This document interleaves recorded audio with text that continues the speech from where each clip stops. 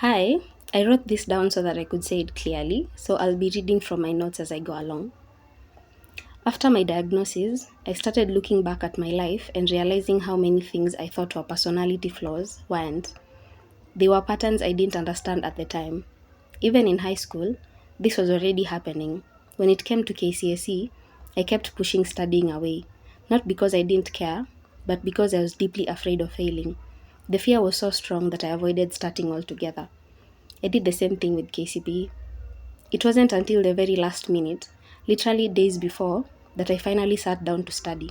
And honestly, that only happened after some encouragement from my classmate Lydia. At the time, I told myself I just needed pressure to work.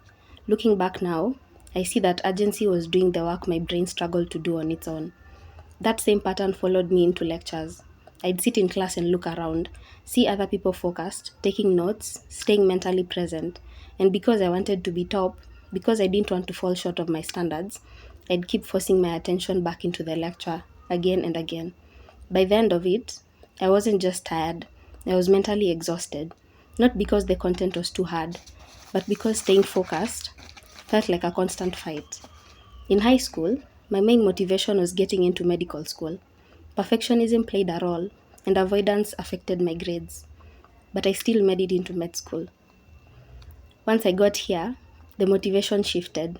It stopped being just about passing, it became about being the best. In first year, after lectures, some of my classmates would stay seated and continue studying. I felt restless, like I needed to move, but I forced myself to sit still and study too. Not because I wanted to, but because the pain of failing my own standards felt worse. I didn't realize then that urgency and pressure were compensating for my brain's difficulty with sustained attention. There was a period when I stayed with my grandma. I really hated how angry I could feel sometimes because the emotions felt intense. I trained myself not to react externally at all. I'd excuse myself and go to my room, but the anger didn't disappear. It turned inward. I'd obsess over what made me angry for days, unable to be productive, especially with tasks that required mental focus. I'm learning that many people with ADHD experience significant mental dysregulation, the volume control issue.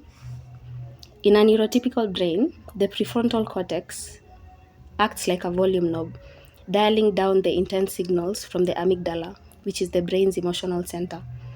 In ADHD brains, this regulation is often weaker. Emotions aren't just felt, they are felt at maximum volume, almost instantly. And then there's the refractory period. Studies show that once an ADHD brain is emotionally triggered, it takes longer to return to baseline calm state compared to a neurotypical peer. I've also learned about rejection sensitive dysphoria. While not yet an official diagnosis in DSM, it's widely recognized in clinical ADHD circles. For those with rejection sensitive dysphoria, the pain of perceived rejection, criticism, or failure is described as being as intense as a physical wound. The trigger is perception of rejection, such as a friend not texting back immediately or a slight change in a partner's tone of voice. The ADHD brain is hypervigilant, constantly scanning for signs of social danger. For me, the RSD doesn't just hurt in the moment, it stays for days. What makes this especially frustrating is that what I feel is real, but I don't always know whether to express it is the right thing. Because unless the other person also understands ADHD, they may not see things from my perspective. So I learned to doubt myself, not because I was wrong, but because I didn't trust my emotional responses.